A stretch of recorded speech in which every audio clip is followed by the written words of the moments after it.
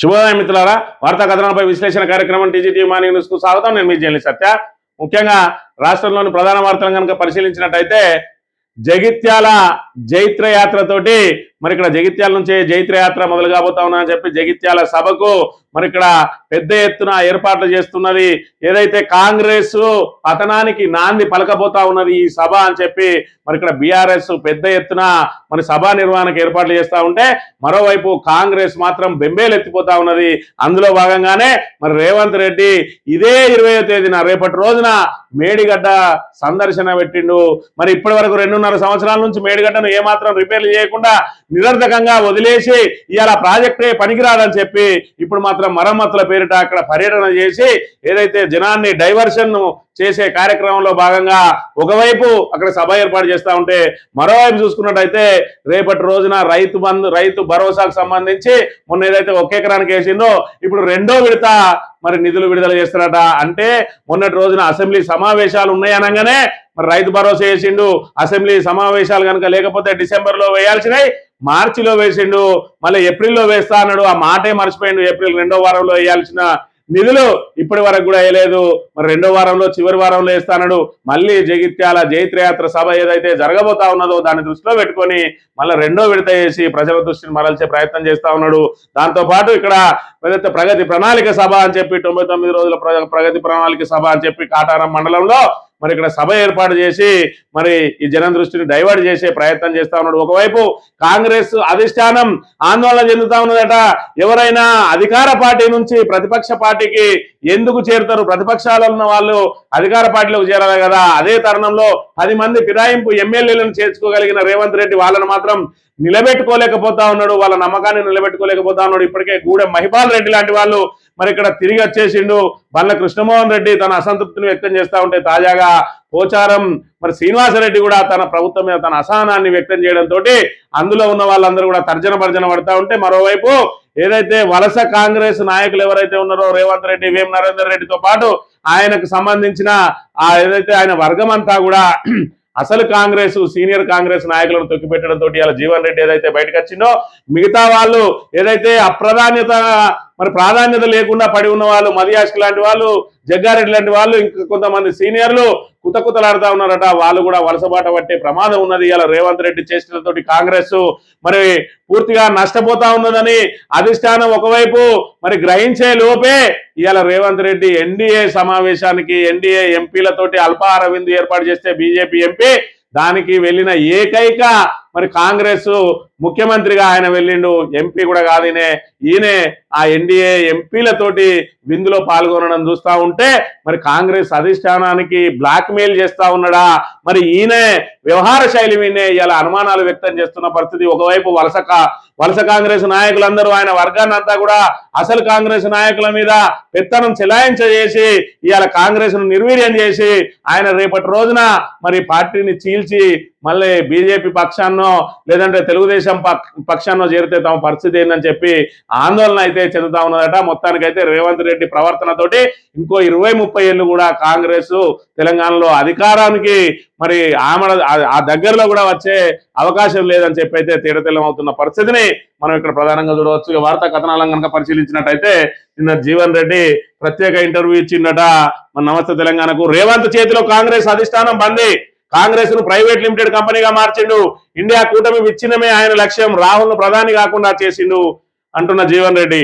Congress party నేతలకే appointment దొరకట్లే, అవసరాల కోసమే ఆయనకు ఢిల్లీ నాయకత్వం వంతపాడుతున్నది, ఫిరాయింపు ఎమ్మెల్యేలు సీఎం తాబేదారులే, ఆత్మగౌరవం కోసమే నేను పార్టీ మారుతున్నా, పదవీకాంక్ష లేదు కాబట్టే విపక్షంలోకి వెళ్తున్నా, మేడిగడ్డ అన్నపూర్ణ దాన్ని పక్కన ఎట్లా పెడతారు, కాంగ్రెస్ వచ్చాక ఒక్క హామీని నెరవేర్చలేదు, కేసీఆర్ తోనే తెలంగాణ పునర్నిర్మాణం సాధ్యం. నమస్తే తెలంగాణ ప్రత్యేక ఇంటర్వ్యూలో మాజీ మంత్రి తాటిపర్తి జీవన్ రెడ్డి అట. పూర్తి స్థాయిలో బలమున్న ఫిరాయింపులను రేవంత్ ప్రోత్సహించడం వెనుక పెద్ద స్కెచ్ ఉన్నది. రేపటి రోజున ఇబ్బందులు వస్తే ఫిరాయింపుదారులు కొందరు కాంగ్రెస్ మరికొందరు ప్రతిపక్ష ఎమ్మెల్యేలతో కలిసి కొత్త కథ నడపాలనేది ఆయన వ్యూహం. పార్టీ ఫిరాయించిన 10 మంది ఎమ్మెల్యేలు కూడా తాము సీఎంతో కలిసి సాగుతున్నామని అంటున్నారే తప్ప కాంగ్రెస్ తో కలిసి నడుస్తున్నామని ఎవరు కూడా చెప్పట్లేదు. దానికి ప్రధాన కారణం ఆయన ఫిరాయింపు ఎమ్మెల్యేలను చేర్చుకొని అసలు కాంగ్రెస్ నాయకులను తొక్కడానికి కూడా కారణం అదే. రేపటి రోజున అధిష్టానం కనుక ఆయనను పక్కకు జరిపే ప్రయత్నం చేసినట్టు ఉంటే ఈ 10 మంది ఫిరాయింపు ఎమ్మెల్యేలతో పాటు మరికొంతమంది కాంగ్రెస్ ఎమ్మెల్యేలు, యువ ఎమ్మెల్యేలు ఎవరైతే మొదటిసారిగా వాళ్ళకు టికెట్లు ఇచ్చి తన సొంత ఖర్చులతో గెలిపించిండో వాళ్ళు అదే విధంగా ప్రతిపక్షం అంటే ఇవాళ బీజేపీ ఇక్కడ ఏదైతే ఆయన టీడీపీలో కనుక టీడీపీకి కొత్త కుంపటి పెట్టుకున్నట్టయితే ఆల్రెడీ ఎన్డీఏలో భాగస్వామ్యం కాబట్టి బీజేపీ 8 మంది ఎమ్మెల్యేలు కూడా సపోర్ట్ చేసే అవకాశం ఉంటుంది కాబట్టి మొత్తంగా ఆయనను పక్కకు జరిపితే ప్రభుత్వాన్ని కూల్చడమా, సొంతంగా ప్రభుత్వం ఏర్పాటు చేయడమా ప్రయత్నం చేస్తా ఉన్నాడు. అందుకే ఫిరాయింపు ఎమ్మెల్యేలు ఎవరు కూడా కాంగ్రెస్ పార్టీని ఓన్ చేసుకుంటలేరు. రేవంత్ రెడ్డి కోసమే మేము పార్టీ మారినామన్న చందంగా చెప్తా ఉన్నారని చెప్పి నిన్నటి రోజున కుండ బద్దలు కొట్టిండు. మరోవైపు మేడిగడ్డ పరిశీలనకు వస్తాను కదా, మేడిగడ్డ అనేది అన్నపూర్ణ, ఇన్ని రోజులు దాన్ని నిర్లక్ష్యం చేసి నిర్వీర్యం చేయడానికి ఎందుకు ప్రయత్నం చేసినావు? ఇవాళ కాళేశ్వరం ప్రాజెక్ట్ అనేది వరప్రదాయని అని చెప్పి కూడా మరోవైపు చెప్తున్న పరిస్థితిని మనం ఇక్కడ చూడవచ్చు. జగిత్యాల నుంచే బీఆర్ఎస్ జైత్రయాత్ర, కాంగ్రెస్ పై దండయాత్ర. సభ ప్రకటించినప్పటి నుంచి రేవంత్ లో మనకు 6 గ్యారంటీల లెక్క తెలుస్తారని ఆందోళన. అందుకే జన ప్రభంజనాన్ని అడ్డుకునేందుకు కుట్ర. కుత్సిత బుద్ధి ఉన్న సీఎం దేశంలో రేవంత్ ఒక్కడే. బీఆర్ఎస్ వర్కింగ్ ప్రెసిడెంట్ కేటీఆర్ ధ్వజం. జీవన్ రెడ్డి చేరికతో బీఆర్ఎస్ కు మరింత బలం. ప్రజలందరికీ క్లారిటీ వచ్చింది. రేవంత్ పోవాలి, కేసీఆర్ రావాలి అనే నినాదం మారుమవుతున్నది. తెలంగాణపై విషయం కక్కిన తేజస్వి క్షమాపణ చెప్పాలి. రేవంత్ది హైబ్రిడ్ కాదు, బీజేపీతో క్రాస్ బీడ్ బంధం. బడే బాయికి భయపడే తేజస్విపై సీఎం స్పందించలే. బడే బాయికి భయపడే తేజస్విపై సీఎం స్పందించలే. BRS LP deputy floor leader Harish ఆగ్రహం. జగిత్యాలలో సభ ఏర్పాట్లను పరిశీలించిన నేతలు అని చెప్పి సభ ప్రకటించినప్పటి నుంచే రేవంత్ కు గుబులు మొదలైంది. అందుకే ఇక్కడ ఏదైతే ఆ జన ప్రభంజనాన్ని అడ్డుకునేందుకు కోరుట్ల నుంచి జగిత్యాలకు వచ్చే రోడ్డు మొత్తం తవ్వేసిందట. అడుగడుగున ఆటంకాలు సృష్టించే ప్రయత్నం చేస్తా ఉన్నాడు. మరోవైపు ఈ సభకు సంబంధించిన బస్సులు కానీ, స్కూల్ బస్సులు కానీ దొరకకుండా ఉండేందుకు అక్కడ అధికారికంగా సభను ఏర్పాటు చేసి ఏదైతే కాటారంలో చుట్టుపక్కల ఉన్న వాళ్ళందరినీ కూడా అక్కడికి తరలించే ప్రయత్నం చేస్తా ఉన్నాడు. మరోవైపు చూసుకున్నట్టయితే ఇవాళ తెలంగాణ మీద విషం కక్కినటువంటి తేజస్వి సూర్య ఎంపీ, బీజేపీ ఎంపీ మీద పల్లెత్తు మాట కూడా ఆయన అనకపోవడానికి కారణం బడే బాయికి భయపడే అని చెప్పి చెప్తున్న పరిస్థితి. జగిత్యాల సభను అడ్డుకునేందుకు ముఖ్యమంత్రి, మంత్రులు సిల్లి రాజకీయాలు చేస్తున్నారు. కేసీఆర్ జగిత్యాలకు వస్తున్న రోజే ముఖ్యమంత్రి రేవంత్ రెడ్డి మేడిగడ్డకు వెళ్తారట. 2.5 ఏళ్ల నుండి మేడిగడ్డకు వెళ్లేందుకు సీఎం కు సమయమే దొరకలేదా? కేసీఆర్ బహిరంగ సభ ఇక్కడ ఉన్నప్పుడే ఆయనకు అర్జెంట్ గా మేడిగడ్డకు పోయే పని పడిందా అంటే ఖచ్చితంగా అందుకే పని పడింది. ఎందుకంటే ఈ జైత్రయాత్ర నుంచి ప్రజల దృష్టిని మరల్చాలంటే అక్కడి నుంచి నేను 2వ విడత పెట్టుబడి సాయం వేస్తా ఉన్నా, రైతు భరోసా అని చెప్పి అక్కడ రైతుల దృష్టిని మరల్చడానికి, అదే విధంగా చూసుకున్నట్టయితే మేడిగడ్డను మేము రిపేర్లు చేస్తాం, ఇప్పటి వరకు అది నిరర్ధకంగానే ఉన్నది, మేము దాన్ని మెరుగులు చేస్తాం, దాన్ని మెరుగులు దిద్దుతాం, ఇంకేమో చేస్తామని చెప్పి ఏం చేసినా నువ్వు దోషివని తేలిపోయింది. 2.5 సంవత్సరాలు పడావు పెట్టి ఇలా దాన్ని రిపేర్లు చేస్తాను అంటే ఈ 2.5 సంవత్సరాల నుంచి రిపేర్లు చేయకపోవడం నీ చేతగాని ధనానికి నిదర్శనం కాదా అని చెప్పి ప్రజలు నిలదీసే రోజు కూడా వచ్చిందనే విషయాన్ని మనం ఇక్కడ ప్రధానంగా గమనించాలి. ఇక కేసీఆర్ భయం, 2వ విడత పెట్టుబడి సాయం ఈ నెల 20న జగిత్యాల్లో బీఆర్ఎస్ అధినేత సభ. అదే రోజు రైతు భరోసా పంపిణీకి ప్రభుత్వ నిర్ణయం. ఏ రకంగానైనా ఇవాళ బీఆర్ఎస్ ముల్లిగట్ట బట్టి పొడుతూనే ప్రభుత్వంలో చలనం వస్తా ఉన్నది. ఆ రోజున అసెంబ్లీలో ఏదైతే నిలదీస్తారని చెప్పి బడ్జెట్ సమావేశాల్లో ఇక్కడ సభను స్తంభింపజేస్తారని చెప్పి ఒక్కొక్క ఎకరాకేసిరు రైతు భరోసా. రెండో వారంలో వేస్తాం, మిగతాది చివరి వారంలో వేస్తా అన్నాడు. 2 వారాలు వేనాయి. మళ్ళీ జగిత్యాల సభ అనగానే 2వ విడత రేపటి నుంచి వేస్తాడట. ఇది రేవంత్ రెడ్డి చేసే పరిస్థితి. ఇక రివర్స్ లో వలసలాట. అధికార పార్టీని కాదని బీఆర్ఎస్ వైపు అడుగులు. జీవన్ రెడ్డి పాటలు నడిచే యోచనలో మరికొంత సీనియర్లు జగిత్యాల, చొప్పదండి సహా ఉమ్మడి కరీంనగర్ లో పార్టీకి బీటలు వారబోతా ఉన్నది. ఖచ్చితంగా సీనియర్లు అందరూ కూడా అసంతృప్తే ఉన్నారు. ఎందుకంటే ఇవాళ వేం నరేందర్ రెడ్డిని తీసుకొచ్చి మొన్నటి రాక ప్రభుత్వ సలహాదారుగా పెట్టిండు, ఇప్పుడు రాజ్యసభ సభ్యత్వం ఇచ్చిండు.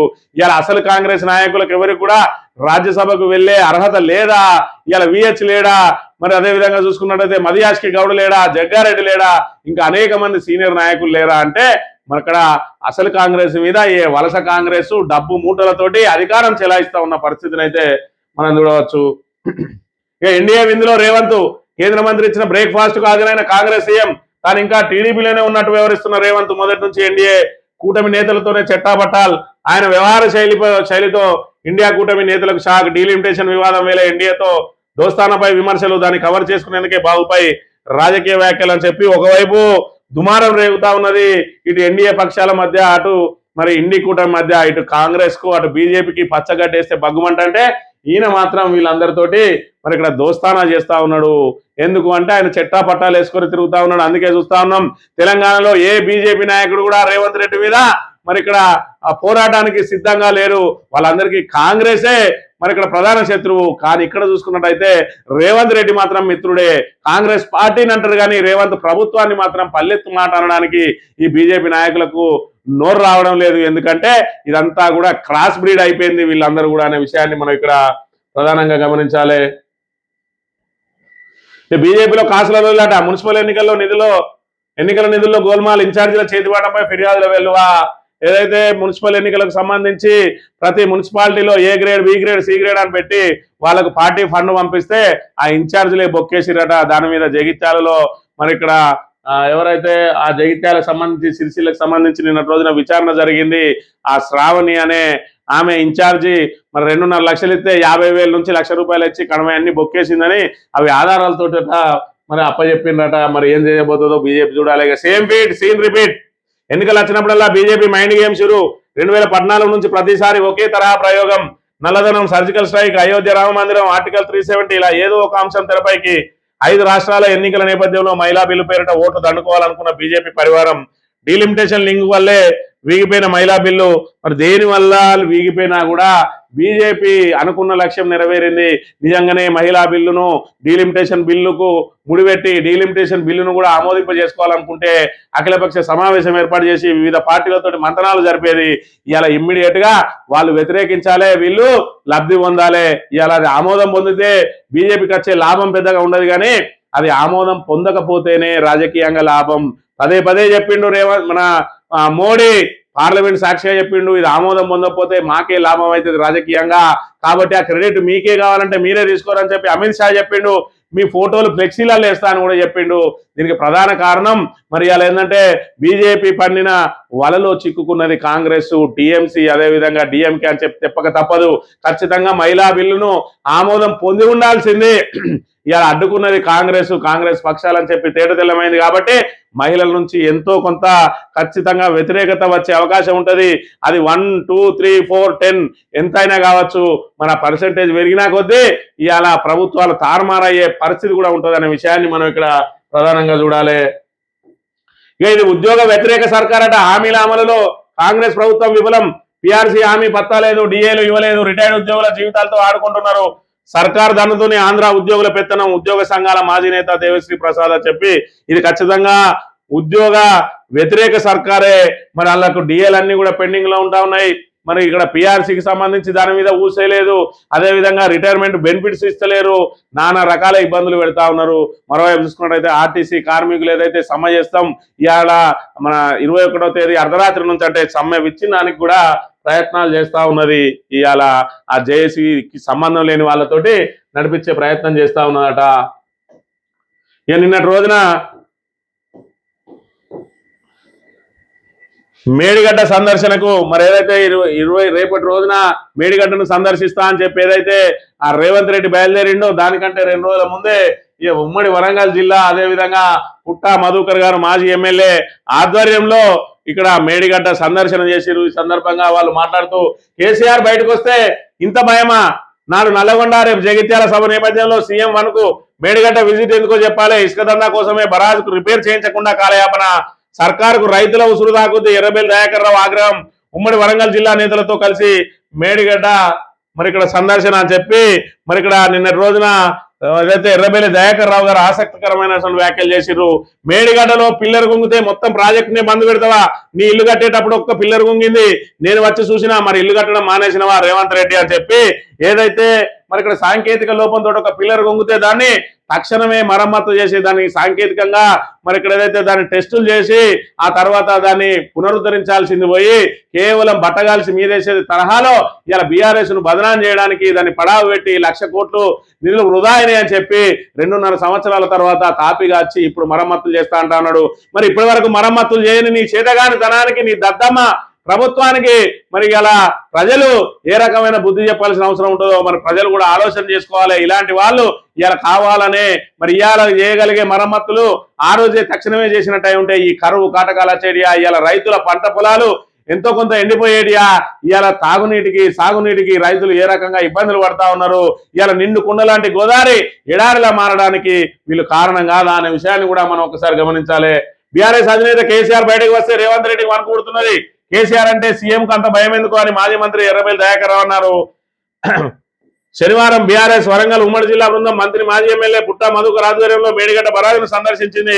మేడిగడ్డకు వెళ్లిన వారిలో ఎర్రబెల్లి దయాకర్రావుతో పాటు మాజీ మంత్రి తాడికొండ రాజయ్య, మాజీ ఎంపీ మానవత్ కవిత, మాజీ ఎమ్మెల్యేలు దాస్యం వినయ్ భాస్కర్, శంకర్ నాయక్, ఆరూరు రమేష్, గండ్ర వెంకటరమణరెడ్డి, దాసరి మనోహర్ రెడ్డి, భూపాల్పల్లి జిల్లా పార్టీ అధ్యక్షురాలు గండ్రజ్యోతి, జడ్పీ మాజీ చైర్పర్సన్ జక్కు శ్రీహర్షిని, దివ్యాంగుల కార్పొరేషన్ మాజీ చైర్మన్ కేతిరెడ్డి వాసుదేవ్ రెడ్డిలు పార్టీ శ్రేణులు ఉన్నారు. ఈ సందర్భంగా ఎర్రబెల్లి మాట్లాడుతూ రేవంత్ రెడ్డి మేడిగడ్డ సందర్శనకు ఎందుకు వస్తున్నారో ముందు సమాధానం చెప్పాలని డిమాండ్ చేసిండ్రు. గతంలో కేసీఆర్ నల్గొండలో బహిరంగ సభ పెడితే రేవంత్ అదే రోజు హడావిడిగా మేడిగడ్డలో సభ పెట్టారని, ఈ నెల 26లో జగిత్యాల్లో భారీ బహిరంగ సభ పెడుతుండగా అదే రోజు రేవంత్ మేడిగడ్డల సభ పెట్టుకుని డైవర్షన్ పాలిటిక్స్ పాల్పడుతున్నారని ఆరోపించారు. ఇప్పటి వరకు కాళేశ్వరం ప్రాజెక్టును కేవలం డైవర్షన్ కోసమే, లేదంటే బీఆర్ఎస్ ను బదనాం చేయడం కోసమే వాడుకుంటున్నటువంటి రేవంత్ రెడ్డి ఇదివరకే ఒక్కరోజు అక్కడ మేడిగడ్డ దగ్గర పవర్ పాయింట్ ప్రజెంటేషన్ ఏర్పాటు చేసిండు అధికారులతోటి. మరి ఆ రోజున చూసుకున్నట్టయితే వాళ్ళు చెప్పిన ప్రకారం చూసుకుంటే ఎందుకు దీన్ని పడావి పెడతానని చెప్పి ఆ రోజే అనుకున్నారు. నల్లగొండలో కేసీఆర్ బయటకు వచ్చిండు, నల్లగొండలో సభ పెడతా ఉన్నాడు అంటే జనం దృష్టి అంతా కూడా అటువైపు వెళ్తుందని డైవర్షన్ చేసే కార్యక్రమంలో భాగంగా ఏదైతే మేడిగడ్డలో సభ ఏర్పాటు చేసిండో ఈ రోజు కూడా జగిత్యాలలో మళ్ళా సభ పెడతా ఉన్నాడని తెలియగానే మళ్ళీ మేడిగడ్డనే ఇవాళ కేవలం రాజకీయ వస్తువుగా మారింది కాళేశ్వరం ప్రాజెక్ట్ అనే విషయాన్ని మనం ఇక్కడ గమనించాలి. చేతగానం చేతిలో అధికారం పెడితే ఇవాళ పూర్తి స్థాయిలో రాష్ట్రాన్ని అధోపాతాళానికి ఏ విధంగా దొక్కుతా ఉన్నాడో మనందరం కూడా ప్రత్యక్షంగా అనుభవిస్తా ఉన్నాం. ఇవాళ భూముల ధరలన్నీ కూడా క్రమక్రమంగా పడిపోతా ఉన్నాయి. ఇవాళ ఎవరైనా భూములు అమ్ముదామంటే టైంకు కొనే నాదులే లేకుండా వేయండు. ఆర్థిక మాంద్యం ఏర్పడ్డది, ఎవరి దగ్గర డబ్బులున్నని పరిస్థితి ఉన్నది. తెలంగాణ అధోగతి పాలవుతున్నది అని అంటే ఈ దద్దమ్మ ప్రభుత్వం చేయబట్టే ఇవాళ మరి ఇక్కడ పైసలు అనేటి రొటేషన్ కావడం లేదు, ఇవాళ రిటైర్మెంట్ బెనిఫిట్స్ రావడం లేదు, అధికారులకు రావాల్సిన పెండింగ్ డిఏలు రావడం లేదు, పిఆర్సీ వేయడం లేదు, జీతాలు పెరగడం లేదు, ఆర్టీసీకి సంబంధించినవి వాళ్ళు అక్కడక్కడ స్తంభించిపోతా ఉన్నది. మొత్తంగా మరి ఇక్కడ పైసలు చెలామణిలో లేకపోవడంతో నిర్మాణ రంగం మీద కూడా పెద్ద ఎత్తున పెట్టుబడ్డది. ఒకవైపు హైడ్రా ద్వారా మరి ఇక్కడ అదైతే రియల్ ఎస్టేట్ కుదేలైతే, మరోవైపు ఇప్పుడు చూసుకున్నట్టయితే మరి అందరి దగ్గర పైసలు చెలామణిలో లేకపోవడం మూలంగా కూడా నిర్మాణ రంగం ఆగిపోయిన పరిస్థితి. దాంతో మొత్తంగా రాష్ట్ర ఆర్థిక పరిస్థితే దిగజారుతున్న పరిస్థితిని కూడా మనం ఇక్కడ చూడవచ్చు. సాక్షి దినపత్రిక విషయానికి వస్తే మహిళలు క్షమించరు, మహిళా బిల్లును అడ్డుకున్న పాపం విపక్షాలదే, కాంగ్రెస్ సహా ప్రతిపక్షాలపై మోడీ విమర్శలు. నారీ శక్తి ఆకాంక్షలను కర్కశంగా నలిపేశాయి, భ్రూణ హత్యతో పాపం మూటగట్టుకున్నాయి. దీన్ని దేశ మహిళలు ఎప్పటికీ మర్చిపోరు, వాటికి మర్చిపోలేని గుణపాఠం నేర్పుతారు. బిల్లు వీగిపోయినందుకు ఎంతగానో దుఃఖించా మహిళలందరికీ క్షమాపణలు చెబుతున్నా. జాతిని ఉద్దేశించి చేసిన ప్రసంగంలో ప్రధాని రిజర్వేషన్ల అమలుకు పోరాడతామని చెప్పి మరి ఇక్కడ చెప్తున్నారు. మహిళలు ఎప్పటికి కూడా మిమ్మల్ని క్షమించరు, ఖచ్చితంగా మహిళా బిల్లును అడ్డుకున్న పాపం విపక్షాలనే, కాంగ్రెస్ సహా మరి దానికి మద్దతు ఇచ్చినటువంటి ఎవరైతే కాంగ్రెస్ కు మద్దతు ఇచ్చి బిల్లును వీగేలా చేసినటువంటి డిఎంకే టీఎంసీలకు ఖచ్చితంగా ప్రజలు బుద్ధి చెప్తారు అని చెప్పి చెప్తున్న పరిస్థితి. ఓకే, మరి దీన్ని బట్టి చూసుకున్నట్టయితే ఏదైతే రేవంత్ రెడ్డి చెప్తా ఉన్నాడు, పాత చట్టం అయితే ఓకే, మహిళా రిజర్వేషన్లపై 2023 నాటి బిల్లును రేపు పార్లమెంట్ లో పెట్టాలి, బిల్లులో మార్పులు చేసి ప్రవేశపెట్టినా మేమంతా మద్దతు ఇస్తాం, సోమవారం బిల్ పాస్ చేసుకుని మంగళవారం నుంచి అమలు చేయొచ్చు. ఢిల్లీ మీడియా సమావేశంలో ముఖ్యమంత్రి రేవంత్ రెడ్డి ఈక తెలియదు తోక తెలియదు, మరి ఇష్టం ఉన్నట్టు మాట్లాడు మాత్రం తెలుసు, హైబ్రిడ్ విధానం అని చెప్పి జిఎస్డిపి ద్వారా మరి ఇక్కడ ఏదైతే సీట్ల సంఖ్యను డీలిమిటేషన్ చేయాలని చెప్పి ఏదైతే చెప్పిండో అది ఇక్కడ పార్లమెంట్ సాక్షిగా అబాస్ పాలైంది. ఇక దాని గురించి జిఎస్డిపి గురించి ఇక మాట్లాడే పరిస్థితి లేదు రేవంత్ రెడ్డి. తెలంగాణ నుంచి మరొక మహాయోధుడు లాంటి కేసీఆర్ ఉండే ఇవాళ చూసుకున్నట్టయితే మరి ఏం తెలివి తక్కువ దద్దమ్మ ఉండి ఇవాళ తెలంగాణ ప్రతిష్టనంతా దిగజారుస్తున్న పరిస్థితిని కూడా మనం ఇక్కడ గమనించాలి. ఇక బీజేపీ కుట్రలు పట్టబోయాలట, మహిళా రిజర్వేషన్ బిల్లు డ్రామా, లోక్సభ సీట్ల పెంపుతో దక్షిణాది రాష్ట్రాలకు అన్యాయం చేసే కుట్ర, కాంగ్రెస్ ప్రధాన కార్యదర్శి ప్రియాంక గాంధీ వాద్రా. మోడీ గుట్టు ట్రంప్ కు తెలుసట, ఆయన ట్రంప్ నియంత్రిస్తున్నారు, దేశాన్ని అమ్మేయడానికి భారత్ అమెరికా ఒప్పందంపై ప్రధాని సంతకం చేశారు. ఇక ఈయనకైతే తప్పు అని ఎందుకు అంటారో దీన్ని బట్టి అర్థమైతా ఉన్నది. ఏమైనా పాకిస్తాన్ ప్రేమించిన ముస్లిం ఓట్ల కోసం ఇలా పాకిస్తాన్ తోటి సఖ్యత మెయింటైన్ చేసి ఇలా తీవ్రవాదాన్ని పెచ్చరిలా చేసిందే కాంగ్రెస్. ఇలా దేశంలో తీవ్రవాదం ఇలా వేళ్ళూనుకున్నది అని అంటే దానికి ప్రధాన కారణం కాంగ్రెస్ కేవలం ఓటు బ్యాంక్ రాజకీయాలతోటి ముస్లిం ఓటర్లను ఆకట్టుకోవడానికి తీవ్రవాదాన్ని పెంచి పోషించారు. ఇవాళ ప్రియాంక గాంధీ చెప్తా ఉన్నది ఏదైతే మరి ఇక్కడ ఎంపీ సీట్ల సంఖ్య పెడితే దక్షిణాదికి నష్టం జరుగుతుందంట. ఎందుకు జరుగుతుంది? జనాభా ప్రాతిపదికన కనుక మరి సీట్ల పెంపు జరిగితే దక్షిణాదికి నష్టం జరుగుతుంది. ప్రతి రాష్ట్రంలో ఎన్ని సీట్లు ఉన్నాయో అన్నిటికీ 50% పెంచితే అందరికీ సమానమే కదా, మళ్ళీ దక్షిణాదికి ఎందుకు నష్టం జరుగుతుంది అంటే వీళ్లకు లాజిక్ లేని మాటలు మాట్లాడి ప్రజలను పిచ్చోళ్ళని చేయడానికి ప్రయత్నం చేస్తా ఉన్న పరిస్థితి. ఇక్కడ ఈ ఆంధ్రజ్యోతి విషయానికి వస్తే ఇక వీడు చిలక పలుకులు పలికిండు, దక్షిణానికి ముందు ఇది ముప్పు అని చెప్పి మొత్తానికి చంద్రబాబు నాయుడు ఏమనుకుంటాడో అది మాత్రమే ఇలా రాస్తాడనే విషయాన్ని మనం ఇక్కడ ప్రధానంగా గమనించాలి. ఇక మహిళలను క్షమించు అని చెప్పిన వార్తను ప్రధానంగా ప్రచురించింది. ఉత్తరాదికి దక్షిణాదికి మధ్య స్విచ్ పెట్టొద్దు, అంతరాలు ఏర్పడితే నియంత్రించలేము. దానికే కదా 50% అనేది కనుక పెంచినట్టయితే దేనికి అంతరాలు ఉన్నాయి. 50 ఉన్న కాడ 75 అవుతాయి, 60 ఉన్న కాడ మరి ఇక్కడ 90 అవుతాయి, 40 ఉన్న కాడ 60 అవుతాయి, మనకి ఇక్కడ 17 ఉన్న కాడ 26 కాబోతా ఉన్నాయి. మరి దీని ద్వారా మనకు వచ్చే నష్టం ఏందో, ఈ కాంగ్రెస్ పార్టీ లాజిక్ ఏందో, అసలు లాజిక్ ఏందో అని అంటే మరి ఇక్కడ ఉత్తరప్రదేశ్, మధ్యప్రదేశ్ లాంటి పెద్ద పెద్ద రాష్ట్రాలలో బీజేపీ అధికారం ఉన్నది. ఇంకా కూడా దానికి బీజేపీకి అనుకూలంగానే ఉన్నాయి రాష్ట్రాలు. మరి ఇక్కడ ఎంపీ స్థానాలు అనూహ్యంగా వాళ్ళు అక్కడి నుంచే సాధిస్తా ఉన్నారు. రేపటి రోజున సీట్ల పెంపు జరిగితే వాళ్ళకు గంపగుత్తగా సీట్లను వచ్చే అవకాశం ఉంటాయి. కాబట్టి ఈ డీలిమిటేషన్ ప్రక్రియ ద్వారా సీట్లు పెరిగితే ఏదైతే పెద్ద పెద్ద రాష్ట్రాలు ఉన్నాయో అవి బీజేపీ చేతున్నాయి. కాబట్టి రాబోయే రోజుల్లో కూడా వాళ్ళు బీజేపీకి ఓట్లేస్తారు, పెద్దగా ఎంపీ స్థానాలను కైవసం చేసుకుంటాయి. కాబట్టి మాకు అధికారం కల్లా అని కాంగ్రెస్ ఆ భయపడి ప్రజా తీర్పుకు మరి ఇక్కడ ముందే వీళ్ళే డిసైడ్ అయ్యి బీజేపీకి ఓట్లేస్తారని డిసైడ్ అయ్యి భయపడుతూ ఇలా సీట్ల పెంపును అడ్డుకుంటూ ఉన్నది తప్ప దీనిలో ప్రజా ప్రయోజనాలు ఏమాత్రం లేవనే విషయాన్ని మనం ఇక్కడ ప్రధానంగా గమనించాలి. ఇక లోక్సభలో వద్దు, అసెంబ్లీలో సీట్లను పెంచండట. ప్రజలతో ఎమ్మెల్యేలకే ప్రత్యక్ష సంబంధం ఉంటుంది. తెలంగాణలో శాసనసభ స్థానాలను 200 పెంచాలి. పునర్విభజన యత్నం వెనుక రాజ్యాంగాన్ని మార్చే కుట్ర. రాజ్యాంగాన్ని మార్చే కుట్ర ఏం జరుగుతుందో దాన్ని వివరించి చెప్పమని చెప్పరు. నోటికి వచ్చింది మాట్లాడడం మాత్రమే వీళ్ళకు తెలుసనే విషయాన్ని మనం ఇక్కడ గమనించాలి. ఈ ఆంధ్ర జ్యోతోడు ఇలా ఎందుకు వేయనప్పుడు మాత్రం ఎందుకు వేస్తలేడని చెప్పి ప్రజల పక్షాన ఒక్కరోజు కూడా ప్రశ్నించాడు. ఇక రెండో విడత ఎత్తాడట, దానికి ఇంత పెద్ద పెట్టి బాక్స్ ఐటమ్ పెట్టి మరి పెట్టిండు. రేపు రెండో విడత రైతు భరోసా ఎందుకు వేస్తా ఉన్నాడు, రేపటి రోజున మన అక్కడ కేసీఆర్ అక్కడ సభ పెడతా ఉన్నాడు. కాబట్టి ప్రజలందరూ మరి ఇక్కడ ఏదైతే ఇప్పటికే కాంగ్రెస్ మీద వ్యతిరేకతతో ఉన్నటువంటి ప్రజలందరూ కూడా మరి ఇంకా ఆ వ్యతిరేకత రగిలిపోయే అవకాశం ఉంటాయి. కాబట్టి ఆ నిప్పుల మీద నీళ్లు జల్లే కార్యక్రమంలో భాగంగా రెండో విడత ఇస్తానట. రెండో వారంలో ఇస్తాను. ఎందుకు ఇవ్వలేదు ఇప్పటి వరకు అని అంటే ఇప్పటికి మళ్ళీ ఏదన్నా అత్తే తప్ప అయ్యాడు. ఆయనకు ముప్పు ముంచుకొచ్చిన రోజునే మా రైతులు గుర్తుకొస్తారనే విషయాన్ని మనం ఇక్కడ గమనించాలి. ఈనాడు దినపత్రిక విషయానికి వస్తే రేపే రైతు భరోసా అని చెప్పి గొప్పగా చెప్తాను. అసలు రైతు భరోసా అనేది అది అప్పుడు గతంలో చూసుకున్నట్టయితే రైతు బంధు అనేది ఏ రోజు కూడా దాన్ని ఒక ప్రహసనంలా చూడలేదు. అది ఒక రొటీన్ ప్రక్రియ లాగా చూసిండు. రైతులకు వాళ్ళకు సహజంగా రావాల్సిన హక్కుగా మార్చిండు రైతు బంధును. మరి ఇవాళ చూసుకున్నట్టయితే వీళ్ళు ఏదైతే వీళ్ళు విధిల్చి బుచ్చమేసే కథ చూసినట్టున్నది. వీళ్ళు దయతలిచిన రోజే వస్తుంది కాబట్టి దాన్ని మేము ఇవాళ దయతలిచినామని చెప్పి గొప్పగా చెప్పుకునే మరి ఆ పథకంగా మార్చారు దాన్ని. అదో మారించే బిల్లు, అందుకే ఓడించాం. 543 సీట్ల ఆధారంగా కొత్త బిల్లు తెస్తే మద్దతు ఇస్తాం. ఎందుకంటే మీకు ఖచ్చితంగా ఆ పెద్ద పెద్ద రాష్ట్రాలు ఏవైతే ఉన్నాయో ఆ రాష్ట్రాలలో మీకు ఎట్టి పరిస్థితుల్లో కూడా మీకు అందులో మరి వాళ్ళ దగ్గర నుంచి మీకు ఆ సీట్లు లభించే అవకాశం లేదు. కాబట్టి మరి అలా మీరు అడ్డుకున్నారు అనేది ఇది పూర్తి స్థాయిలో అందరికీ అర్థమైన విషయం అనే విషయాన్ని కూడా మనం ఇక్కడ ప్రధానంగా గమనించవచ్చు. బయ్యారంలో గ్రీన్ ప్లాన్ నెలకొల్పండి, కేంద్ర మంత్రి కుమారస్వామికి సీఎం రేవంత్ రెడ్డి వినతి. ఇప్పటి వరకు 58 సార్లు 68 సార్లు ఢిల్లీకి వెళ్ళినటువంటి రేవంత్ రెడ్డి ఎన్ని వినతి పత్రాలు ఇచ్చిందో ఆ వినతి పత్రాలలో ఏ ఒక్కటన్నా అమలుకు నోచుకున్నదా మనం ఇక్కడ చూడాలి.